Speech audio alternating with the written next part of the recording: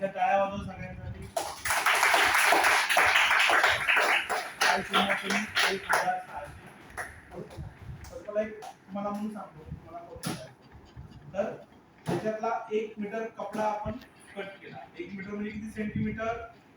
100 centimetre. ठीक आहे.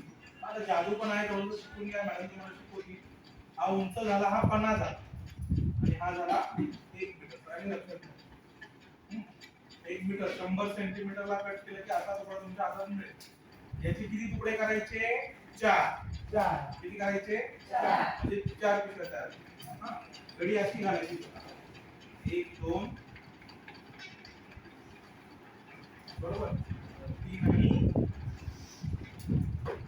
4 बरोबर.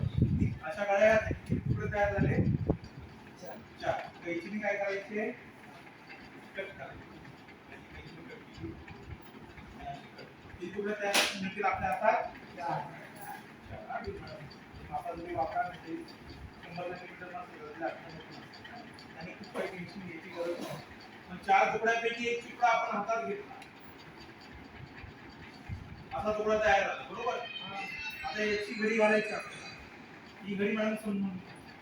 त्याची घडी कशी घातली आपण? अशी आणि अशी. याची घडी मात्र तशी घालायची नाही.